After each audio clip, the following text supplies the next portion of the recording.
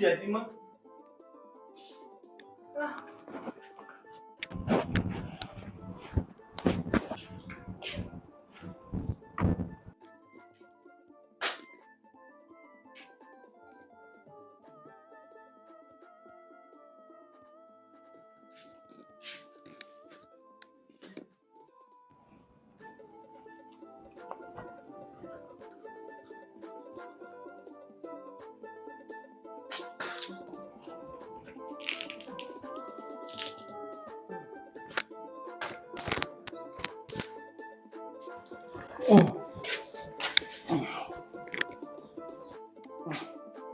Àkókò níṣẹ́ àlábọ̀. Journey continue.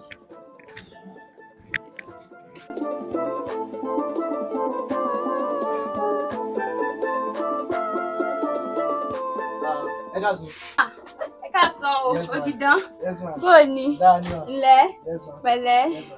Ẹ jọ̀ọ́, mo fẹ́ kẹ́ fún mi pure water ẹyọ kan jùlọ lẹ́yìn. Pure water. Ṣé owó ẹ̀ wà lọ́wọ́ ẹ̀? Mo máa fi ń rànlẹ́. Jùrọ̀lẹ́ tún ni. Bẹ́ẹ̀ ma. Pásárà ń yẹ̀ lọ́wọ́ ni, àṣà ṣe fún. Pẹ̀lẹ́ o. Ẹ jọ̀ọ́, ṣé iná wà? Iná wà ẹ̀ nínú ilé yín. Nǹkan tó ṣẹlẹ̀ ni pé mo jẹ owó oṣù 6. Òtún ó sáà jẹ́ káàkiri ni, ó sáà jẹ́ Ọlọ́run ló mọ jẹ́ táyé rẹ̀ tó nítumọ̀. Ǹlẹ́, iná wà láti bí ìjẹta, ó ti fún wa ná. Sáà mú wá àmọ́ bí táwọn ọmọ wọn náà ó dé.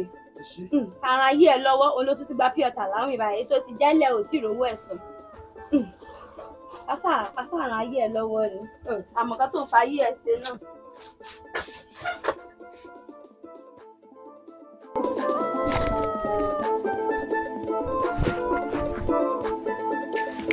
Mọ́mí Ìjọlá. Àbóyọ ni.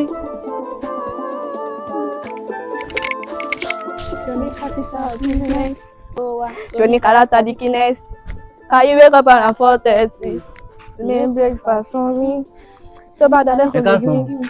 Ẹ káàsán. Alàgbà ni adẹ̀ tún máa ń jìnrìn lẹ́kọ̀ọ̀kan. Ọmọ ológo ni yín o. Á dáa fún yín. Ẹ máa rógo yín lò. Bí mo ṣe ń bọ́ látọkàn yẹn, mo rí i pé ògo yín tàn gan. Ẹ dẹ̀ máa rógo yín lò. Mo ríran sí yín ni. Ọ̀sán lè excuse wa. No, kò ní ilé má wọrin. Àjọwà náà ní ẹ kó ojú. Ẹ ṣú ọ. Bẹ́ẹ̀ni. Nǹkan tó ṣẹlẹ̀ ni pé amúrí pé ẹ̀yin nìkan nìyá yín bí. Alàgbà, àwọn kẹ́ tó máa sọ̀rọ̀ lọ ẹja lọ wábì kan jókòó sí kábàlẹ̀ sọ̀rọ̀ dáadáa. Kò sí problem. Alàgbà, ṣé ti jókòó dáadáa? Mo ti jókòó. Tó ti tẹ́yìn lọ́rùn dáadáa. Bẹ́ẹ̀ni. Èmi pé ìwà sí bíbá ẹ̀ kí n wá fàyín létí kí n sọ fún yín lé tó ń jó òótọ́ ọ̀rọ̀ wípé gbogbo nǹkan tẹ̀ ń rí yẹn, gbogbo àṣẹ tẹ̀ ń rí yẹn àṣẹ ni o, gbogbo nǹkan tẹ̀ ń rí pápátá àṣẹ ni, kò sí èyí tó jó òótọ́ ọ̀rọ̀ nú ẹ̀. Alàgbà, ṣe ibẹ̀ ṣe ń wò wá twins ni wá. Jẹ́ kọ́ mọ̀. Adẹ̀tún sì ní ẹ̀gbọ́n 3. Jẹ́ kọ́ mọ̀. Alàgbà, tó bá jẹ́ pé ẹ ò níṣẹ́, in fact mo tẹ̀ ń sọ pé tó bá jẹ́ pé ẹ níṣẹ́, ẹ wẹ̀ lọ wá ṣeṣe bó ṣe ṣe bírí tó pé ẹ lọ wá kàn ṣe. Ẹyẹ mọ̀ ọ̀tọ̀ tó bá jẹ́ pé bí ló pa yín, ó yẹ kí ẹ wá sọ fún ẹ jọ̀ọ́ ẹ fún mi lówó, àbá ti fún yín lówó kí lẹ̀ ń sọ ẹ lọ wá ṣẹṣe ọ̀lẹ òṣì já lọ́jọ́. Ẹ̀bí yín kọ̀ ẹ̀ẹ́dẹ̀kú pa lóòótọ́, ṣé mo níṣẹ́ ni? Káàkiri mo níṣẹ́ màá máa rìn káàkiri. Ó gbúdọ̀ wá nǹkan ṣe sí o. I need to double my hustle. Wọ́n ló rí èpù yín ní sẹ́ẹ̀. Wọ́n bá mi sùn ní. Àwọn ọmọ tí wọ́n rẹ̀ fún mi. Àní mo rí àṣé mi. Ó fi tipátipá bá ẹnu Wọ́n ló rí èpù yín ní sẹ́ẹ̀. Kí wọ́n máa parọ́ mọ́ mi. Ó ti bàjẹ́ ọbàjẹ́ bá ẹ́. Bẹ́ẹ̀ ni o ti Ìbò ni ilé ìwé ìwé. Ibi ni. This place. Ibi ni. Ibi ni ilé ẹ̀. Àmà arrest ẹ̀ nílò ní jẹ́. Ibi ni o What pé. that rubbish? Where's the guy? Wọ́n wà nílé yẹn. Kí ló ń pọ̀ tó mọ́ ń pọ̀ káàkiri dáadáa ẹ̀? What's that guy? That is good man. Hello, I'm here. Ìgbà yẹn gangan ni. Come here. Kí ni mo lè ṣe fún yín What lóṣẹ̀? that nonsense? What's that? Come here. Òun gangan ni. I Ẹ said máa you should- 49 òun ni. What's it? Bundle him. Officer, bundle him. Bundle him to this place. What's the meaning of that? Well, kí ló ṣe ọ̀dọ́ ọ̀rẹ́ pọ̀ irú orí tó fẹ́ gbé kí ní àpamọ́ sí ọ̀wá lọ́wọ́ rẹ̀pọ̀ ọmọ yẹn? Kí ló ṣe ọ̀dọ́ ọ̀rẹ́ pọ̀ ẹ̀? Ṣé mo kọ? A máa ríra náà ni. Officer MKO, leave him for now. Ọ̀rọ̀ yìí a lè sọ normal. Normal. Ó ṣe guy to guy lájọ́ wa ní. Ọmọ dà tẹ́lẹ̀, olóòrè pọ̀ ẹ̀. In this our country, ó fẹ́ rí mi. Ṣé kò sí? Ẹ wá. I'm coming. Fọ́kẹ́ balẹ̀. just calm down. We will arrest him today. Àní mo ti gbọ́ yín. Gba ẹ wo nǹkan tó wà lọ́wọ́ mi. Kí ló wà nílẹ̀ kí ni? Owó ẹ̀ kò dà, ó wà lọ dà sí èlò nílé wa. Ilé kéré o. Bàbá Ìjẹ̀ṣà gan ò ṣe tẹ́lẹ̀. Àwọn mi tó fi kó sínú kirikiri. Ẹ kí ló sọ yìí? Àfikún wọn àkóso. O ti bá gbà jẹun máa o ti bá gbà jẹun. Bọ̀ wá àìkan tó ṣe yẹn ò dáa o. O ti lọ́ ọmọ yẹn ju. O láyé ìlákùlà ló lá ọmọ yẹn kó dáa. O ti bá lé ọba jẹ́. You are not serious. You are not serious. What do you mean of that nonsense? And you are under arrest. For what? For accusing that innocent guy. Only on rape me and so pé mi gangan mo lè máa arrest. Show possible. What are you telling me? Don't tell me what I know. You are under arrest for accusing that man. Mo ní on rape ṣé mo lè para mi fún ara mi. Officer, go. Go do it. Àbọ̀ mo ṣì máa nà òní. Ṣé bí mo à? Ọba kọ́ mi níṣẹ́ mi ni. Ṣé ọba kọ́ mi ní iṣẹ́ mi ni? What are those? Don't do that. What's the meaning of that nonsense? Kí n gbogbo nonsense yẹn? Officer Steven. Officer Steven. Who is that? Officer. Oh. Sir. Kí ló ṣẹlẹ̀ aláyé? Mo ní díìpù yín ni. Díù. Ọlọ́run. Òfu ọ̀. Tí díì yẹn bá dán, ọ̀làlẹ́ máa já bẹ́ẹ̀. Sọ̀pọ̀ lọ́run. Sọ pé wàláì. Wàláì. Ó fọ̀ tó yẹn ni. Mi lè mú kó fún yín náà. Àwùjá. Ṣé mọ̀ kan? Pablo kan wà ní ẹ̀yìn ọ̀dọ̀ wa yẹn. Ó ń jó. Ṣé bá rí fóònù tó ń lò? Ó já mọ́tò lánàá. Ó já mọ́tò. Àzìn àwọn bọ́ọ̀sì yẹn ń tó. Tó mo fẹ́ kẹ́ ṣe kí ni? Kẹ̀kàn bọ́ǹbù wọn mọ́lé. Láàárọ̀ lábàá yẹn máa já bẹ́ẹ̀ sí. Pàdé ẹ̀kọ́. Nǹkan tó bá ti yá òtún pẹ́ mọ̀. Tell me the address káwọn pọ́ńdù wọn. Báwo mo ti máa fún yín ládùúrẹ́sì báyẹn? Ẹ̀yin náà oyè yín náà. Kí ló ṣe é náà? Ẹ̀yin náà máa káṣí Kí ló ṣe dídán ní kí n fún ẹ kó? Mi dẹ̀ ní change síbí o. Ọmọ ìyá mi kan. Ẹ̀yin náà sí wọ̀nyí. So tell me the address now. Tell me the address.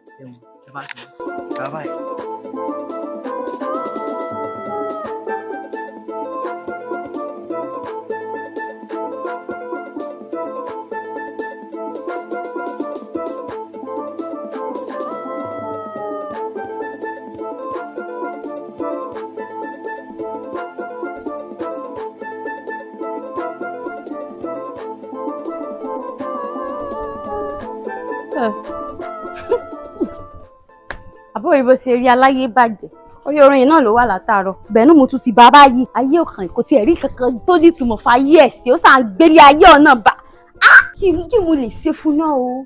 ọ̀dọ́pọ̀ èrè wá bí iná òde iná kankan òde kórí ẹ̀ tó pa kó bí ẹni tó pa fùrọ̀ mọ́ lórí ìjẹ́jọ́ kí ló fẹ́ fáyé ẹ̀ ṣe orí orin náà ló wà látàárọ̀ wọ́n wẹ́nu ẹ̀ bó ṣe rí igunmú ẹ̀gàn báyìí orí bí àgètà fi sálù àlà ó sàn gbélé ayé ọ̀nà ó ti wá nǹkan fàyè ẹ̀ ṣe kan tó nítumọ̀ ó ní sájà yìí náà ní bí kò sàmọ́ kó sá tí ojú kó mọ́ sáàjì lọ lọ́jọ́ ayé rẹ̀ kí ni wàhálà ẹ̀ ṣé o ò fẹ́ káyé ẹ̀ nítumọ̀ ni tí ẹ borí rí o sá gbélé ayé ọ̀nà ni ó sá lọ sá ń bọ̀ kó sá tí ẹ̀ lórí kò nídìí ó sá ń gbé náà ni àkókò lè nà mí ìsọ tèmi àwọ̀ sọ fún un bọ̀ normal náà lóòótọ́ náà fi nǹkan fi ayé ẹ̀ ṣe tí káyé ẹ̀ nítumọ̀ ó lélẹ̀ báyìí mo fi ọ́ sórí oorun mo tún bá ń bẹ̀ tó wá dáa kó dá o kò wá nǹkan ṣe sí mi kò wá nǹkan ṣe sáyé mi ó sọ tèmi ìsọ tèmi mo sì ti sọ náà ní ọ̀sẹ̀ kẹtọ́ sí kò wáyé ẹ̀ ṣe sí.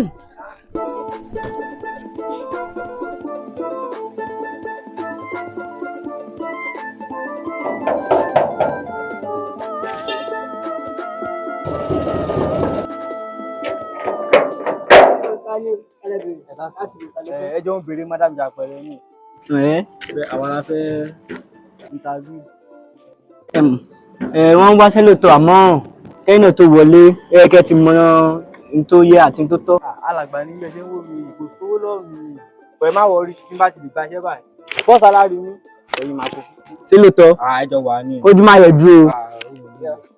Ẹ ṣé gan.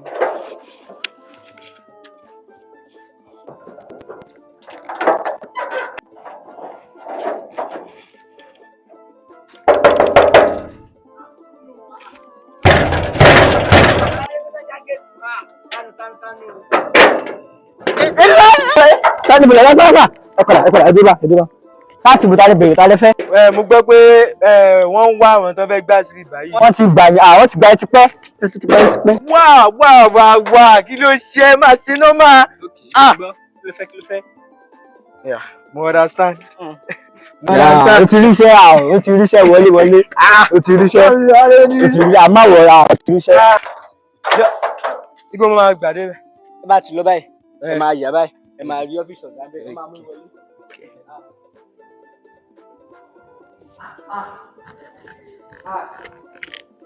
Ọrùn rèé o.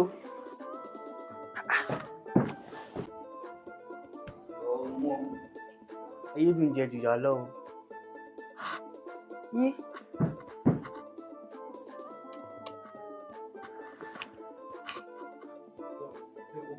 Ọlọ́run jẹ́ kó bọ́ sí o. Ọlọ́run jẹ́ kó bọ́ sí o.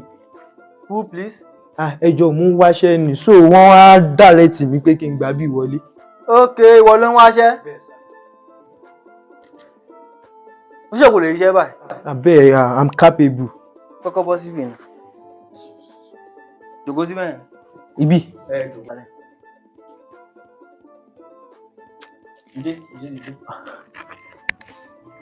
Jòkó síbẹ̀ yẹn. Agbára ní ìgbàgbọ́ bí jòkó. Alright sir. Ọlọ́run má máa já ṣiṣẹ́ gbá báyìí wọ̀ Ọlọ́run. Ilé ìtàn ni kí olúwẹ̀ fi apàlàdí kan jókòó yìí báyìí. Ọlọ́run má máa jẹ́ ká ṣiṣẹ́ gbà o. Àní kó kàn tiẹ̀ bọ́ sí kí n tiẹ̀ lówó dání kí n fi máa ṣe nǹkan one or two things. Ilé ìrè gbàlà yìí ti gbàgbé mi sí. Well sir. Kí ló ṣẹlẹ̀? Má yọ mí lẹ́nu o.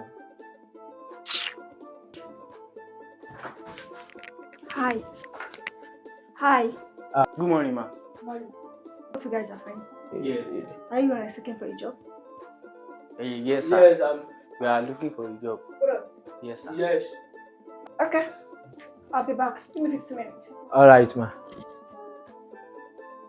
Bro, ayé ẹ ti bàjẹ́ o. Ọ̀rẹ́ ni sọ fún ẹ ikú ti pa ẹ́ so. Ìwọ gbọ́dọ̀ ga ló wá ní kí máa jókòó kí máa dìde kí máa jókòó kí máa dìde kí máa pàpàlàdí kan jókòó. Ó máa bá àgbẹ̀ jẹ́ ibi kó ti wà yẹn. Ìyá ti jẹ̀wọ́ náà, ṣèbó jẹ́, sáré àti fún sáré jẹ́. Wíìrì. Ọmọ ìyá mi. Nice to meet you. Àbúrò tí wọ́n ń pè lóyìnbó. Nice to meet you. Same to you. Ìyá ti jẹ́ gan. Oh no, my name is Ogide. My name is Alàgbà SK. So iṣẹ́ ìwọ náà wá bá. Iṣẹ́ mo wá wà. Iṣẹ́ wo ló wá bí? Chef ni. Chef. Lórí lórí jẹ́ pé iṣẹ́ kankan ni ìwọ tí mo wá náà ìwọ náà wá. Chef ló wá wá. Ẹ náà. O lè ríṣẹ́ gbà ń bì. Torí kí ni? Torí mo máa gbàṣẹ́. Kíkì ní sórí ilé wa à ń dáná láti kékeré ni. Àti ilé wa gbọ́dọ̀ kí máa pè ní ó jẹ́ gbè mí àbí gbè mí. Ìyẹn kéré. Àtọ̀run mo ti ń dáná. Mo dáná wá sáyé ni. Oṣù àlà. Àwọn ẹni tó àkọ́kọ́ wọ ẹni tó máa gbà lẹ́nu. Ìyàlẹ̀. Bóyá ọ̀nà ìbóyè mi ni o. Àwọn ẹni tó máa gbà. Let's see. Welcome. Welcome, ma.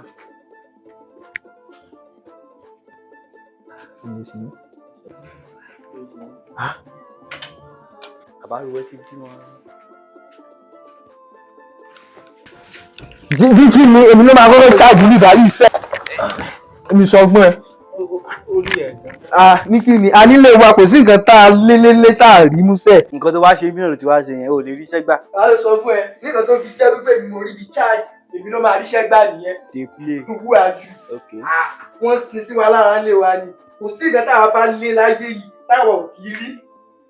Ṣé tó bá jóbìnrin la gbámú ni àtẹ̀kẹ́lẹ̀ ní gbẹgbẹgbẹ mo rí náà charge. Náà ló jí ṣe make ẹ̀dì sí. Ìyẹn ni kò máa sọ. Ìyẹn ni kò máa sọ mo máa make ẹ̀ mo ti dé ibi tí mo ti máa make ẹ̀ but SK ṣé kìí ṣe pé madam ti bínú sí wa bá. Ariwo ló máa mú ọ bínú báyẹn. O ti ń pariwo jù. Èmi náà dẹ̀ mọ̀ pé mo ń pariwo mi mọ̀. Wọ́n lọ bá àbọ̀ tó ọ̀gá o. Àmì o. Kí n ríṣẹ́ ìgbà tí wọ́n bá tẹ̀lé máa lọ lé. Kí n ríṣẹ́ ìgbà. Hi. Ma. Okay, before we start anything, Yeah. I would like to unplug my phone first. What's going on here? Yes, ma. Ẹ̀yin lẹ wọlé 2 minutes ago náà tẹ wá yọ fóònù yín bíbá. Èmi náà wá surprise ẹ tí wàá wọlé ìṣẹ̀lẹ̀ fẹ́ unplug phone. Are you guys serious? Ṣé kìí ṣe pé ti wọ́ wèrè? Mo fi fún kalẹ̀ sí pé bá mi sọ nonsense. Orí yín burú ni. Frankie ni. Ara tẹ́sì tó máa ṣe fún yẹn. Tí ẹ̀ bá máa ṣe interview nìyẹn. Ọ̀gá àti wò yá. Ṣé kìí ṣe pé ti wọ́ wèrè? Orí yín burú ni. Mo fi fún sí pé bá mi sọ nonsense. Orí yín dàrú ni. Àwọn sì dàrú jàre. Okay, please, who is the owner of this phone? But ọ̀gá, èmi mo plug fún bẹ́ẹ̀ ṣe jáde lẹ́ẹ̀kan. Where's my phone? I will hold you responsible for my phone. Is everything okay with you? Yes, ma, I'm okay. Ṣé gbogbo nǹkan mo gbà láyè kì í ṣe pé kí ẹ máa fò òyìnbó kó fi máa lẹ́mìí jẹ́? Listen, I'm playing with you. Yes, ma. Ẹ wọlé, ẹ má sọ ọ́ rere. It's okay, I don't want to hear anything from you. You came here to come and seek for a job, you took my phone. You are insane. But ma, ó sojú ẹ̀. Ojú ta ni? Ibo ló lọ? Àwẹ̀ kò sójú mi, má kó bá mi. Ó tu ẹ̀ ní ojú. Ó máa mẹ́sàn-án kó mo sì ní dẹ́wọ̀n. Ọ̀gá. Àtijọ́ àti mo láwùwá kiri. Ọmọ yẹn ni tàbí di bísí yẹn jọ. You are giving me a headache. It's not like shut up. Are you okay? Ọ̀gá mi, orúkọ iṣẹ́ òsì sóyọ ni. It's better you took this nuisance out of my. Ọ̀gá kí ló ṣe òbí fẹ́ gbà sẹ́ni? Take them out! You are even taking me. Sọ fún mi promise ẹ̀ báyìí fún mi. Báyìí fọlọ̀, ọ̀gá mi ti jà fẹ́jídẹ́. Àwọn ọmọ tí màmá mi máa ń tẹ̀lé ó máa mẹ́sàn-án kó mo pe ọ́fíìsà sí ìlú ṣé lórí ìburú ni. You came here to come and took my ear. Ó máa mẹ́sàn-án kó mo rán àwọn guys yìí lọ sẹ́wọ̀n ṣé lórí wọn burú ni. What that nonsense?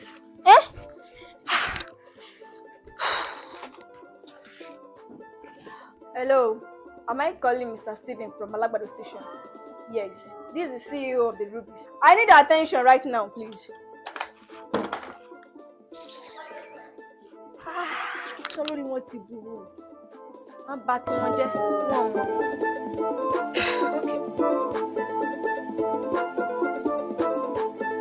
Ilé oúnjẹ gà ló lè tẹ́lẹ̀ wá wá. Ká ní ká fẹ́ dá géètì wa. Tára bá yóò kọ́ lérí èrò ẹ fà balẹ̀.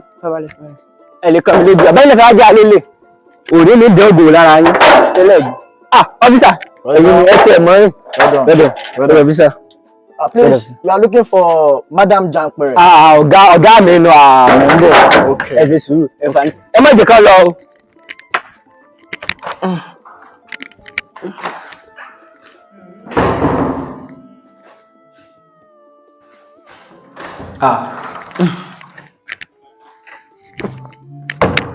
Ọ̀gá tí ń bọ̀. Ẹ fà níbi ìṣẹ́jú mélòó kan. Okay. Ọ̀gá ń bọ̀. Okay, no problem. You're welcome. Oh, madam. Welcome, Madam Jankpere. Yes, ma'am. Is this a criminal? Oh, criminals? I'm not a criminal. Okay, keep shut. Yeah, you okay? I'm talking, you're talking. Shut up. Criminals? Arrest them. They are new. Very sure. We will do our job, ma'am. Please. Dani mo wọ yìí dẹ̀. Officer MK. Oh, Dani tí mo rí ni. Kò rí bẹ́ẹ̀. Ọ̀pọ̀ tó fún wa ní iṣẹ́ ó tẹ kàyọ́kọ́ ni. Ilé ìgbà mi ni sáà. Officer Stephen. You are the one. You are welcome. You are welcome. Tẹ bàjẹ́. You join. Ayé ẹ̀ta lẹ́nu. I don't know anything about this. Ẹ kókó. Aṣojú carry them inside. Ìwọ gbá mi. Like ìwọ ni mo máa ní bí pẹ̀lú. You.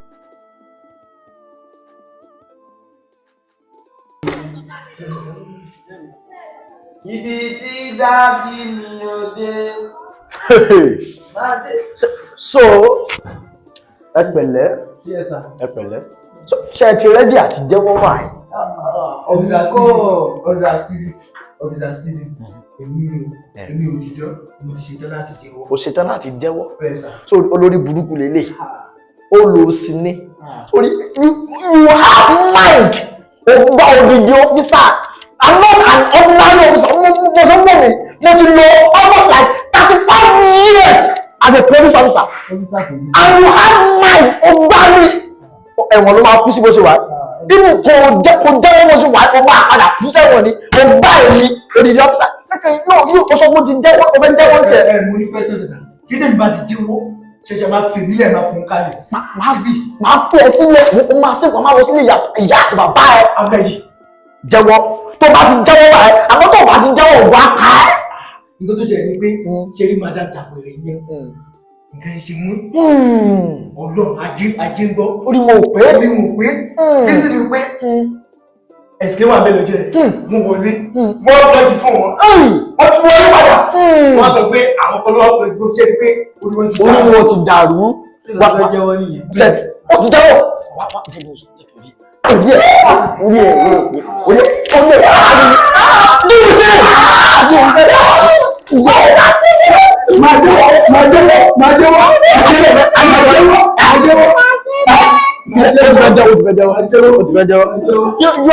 are stressing me. Say my boy stress me. Officer, mo ti jẹ́ wọlé kan.